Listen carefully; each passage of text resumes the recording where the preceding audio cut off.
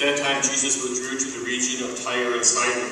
And behold, a Canaanite woman of that district came and called out, "Have pity on me, Lord, Son of David. My daughter is tormented by a demon." But Jesus did not say a word in answer to her. Jesus' disciples came and asked him, "Send her away, for she keeps calling out after us." He said in reply, "I was sent only to the lost sheep of the house of Israel." But the woman came and did Jesus homage, saying, "Lord, help me." He said in reply, "It is not right to take the food of the children and throw it to the dogs." She said, "Please, Lord, for even the dogs eat the scraps that fall from the table of their masters." Then Jesus said to her in reply, "O woman, great is your faith. Let it be done for you as you wish." And the woman's daughter was healed from that hour. The Gospel of the Lord. Praise to you, Lord Jesus Christ.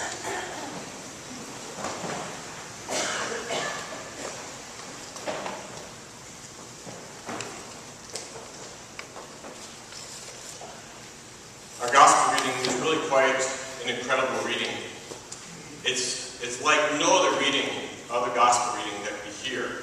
I feel like I need to be one of these sports guys at Sports Center who has this, the diagram where you're going to break down the play and he's going to show you, put it in slow motion and show it. Because this Gospel has so many different parts to it. And let me just kind of show you the different parts that are like no other Gospel. When you first look at this reading, you think, well, what's the big deal? It's a healing story. There's lots of healing stories in the Gospel. But it's not really about the healing that's taking place. What the Gospel is about is the conversation that takes place between he and this woman. So we start out by hearing that Jesus goes to Tyre and Sidon, and this Canaanite woman comes to him. A Canaanite woman would have been somebody who would have been, in essence, an enemy of the Israelites.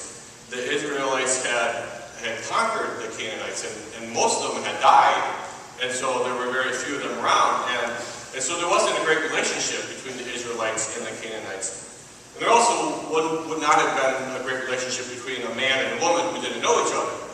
And so this woman comes up to Jesus desperate because her daughter is tormented by the devil, by the evil.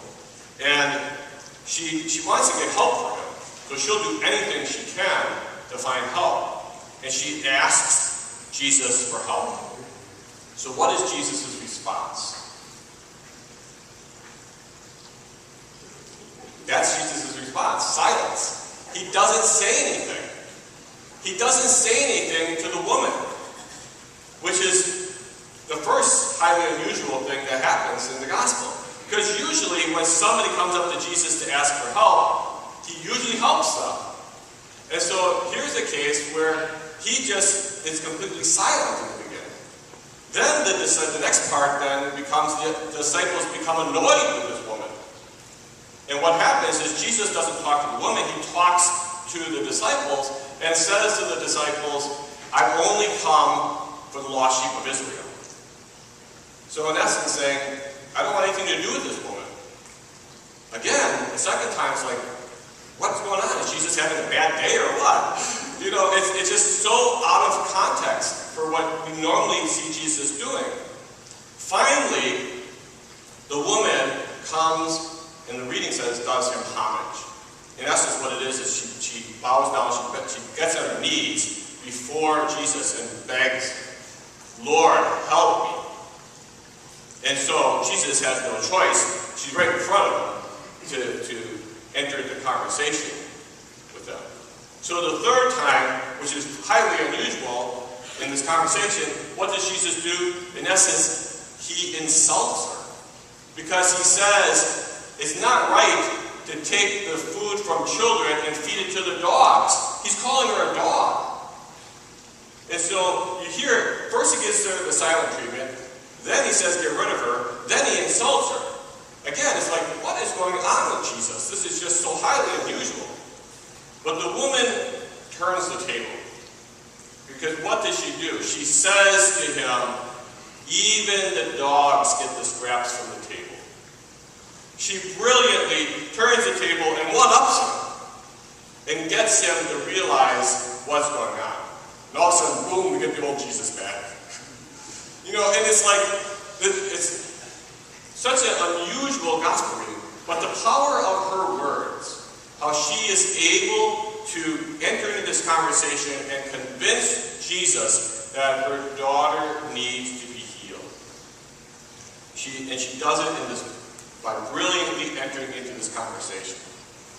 Power of words. I ran across the poem that I thought was very interesting because it talks about the whole sense of how we use our words and how you can carefully craft your words in such a way that it can be insulting at one time and complimentary at another time. And let me just read the poem. It's called Semantics. Call a woman a kitten, but never a cat. You can call her a mouse, you cannot call her a rat. Call a woman a chicken, but never a hen. Or surely you will not have her calling again. You can call her a duck, but cannot call her a goose. You can call her deer, but never a moose. You can call her a lamb, but never a sheep. Economic she lives, but don't you dare call her cheap. You can say she's a vision, you can't say she's a sight. And no woman is skinny, she's slender or slight. If she should burn you up, say she sets you afire, and you'll always be welcome, you tricky old liar. It's an interesting poem because it gets us to recognize the power of the words and how we say things can be translated and interpreted in so many different ways. So when we look at this gospel reading, is Jesus really that much different than who he is normally? What lessons do we learn from this gospel reading? What's really going on behind this gospel? So I propose that there are really 3 lessons that we can learn from what is happening in this conversation. So the first lesson is persistence in faith and persistence in asking. Second one is the whole sense of adjusting our attitude. And the third is entering the debate. Let me just take a second to talk about each of these. When we talk about being persistent, we hear that a lot in the gospel reading. The readings will often say about how we need to be persistent in our prayer. But are we? I always say God answers prayer in 3 ways. God answers prayer by saying yes. God answers prayer by saying no. And God answers prayer by saying, not now. We interpret not now as no. And we stop asking. Do you think if a small child asked his parents for a puppy and the parents said not now, do you think the child would stop asking? No, they would keep asking because they want the puppy. Well, the same is true for us in our life. Is when we ask for something in prayer and it doesn't happen right away, why do we stop asking? We should be persistent in our prayer. We should be persistent in moving forward with our faith in the Lord. And so that's what the woman did. She was persistent in her asking. And eventually the Lord was willing to hear what she had to say. The second way, adjusting our attitude, we look at what Jesus did. In the whole gospel, Jesus was never wrong. Everything he did, he was in the right to do. He was in the right to give her the silent treatment. He was in the right to say that he had come for the people of Israel. He was in the right in all the way he interacted with her. But then when he entered into this conversation with her, all of a sudden he realized that he needed to have an attitude change. And he did it. He changed his approach. He recognized that even though he was right, he still could help this woman. God's grace abounds, that he could still reach out and have her daughter be healed. And so sometimes in our life, we get into the false notion of, I'm right, you're wrong, I'm going to hold my ground until you change your way of thinking. And it's like that just gets us nowhere. And so this gospel reading is reminding us that sometimes we need to have that attitude adjustment and look at it from a different perspective. Even if we are right, we sometimes need to have that attitude adjustment. And then finally, the third lesson, I think, is what I would call entering into the debate. The woman very easily could have just walked away. At first, when Jesus just totally ignored her, she could have walked away. But she stayed there, and she continued the conversation. And then even when it got to the point where it seemed like she was going nowhere, she continued the debate, allowing the conversation to go to the point where Jesus made the adjustment of his attitude. Too often for us, we run away from the situation. We don't want to enter into the conversation. We often view debate as a winner and a loser. It doesn't have to be a winner and a loser. In the gospel reading, were there winners and losers? No, they were all winners. The story ended beautifully. And so when we enter into the conversation, and when we listen to other people's viewpoints and express our viewpoints, and have our willingness to adjust our attitude, that's entering into the debate and acknowledging there are different points of view, and there are different ways to look at things.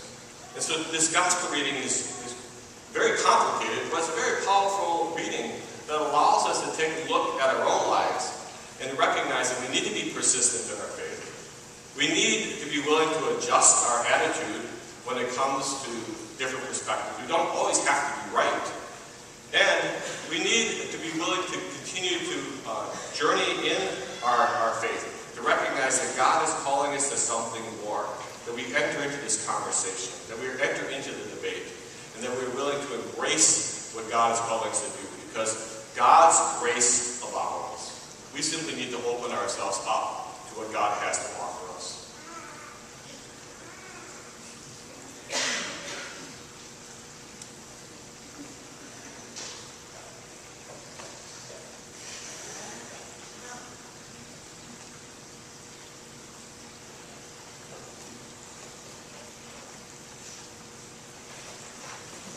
Together, let us profess our faith. I believe in one God, Father,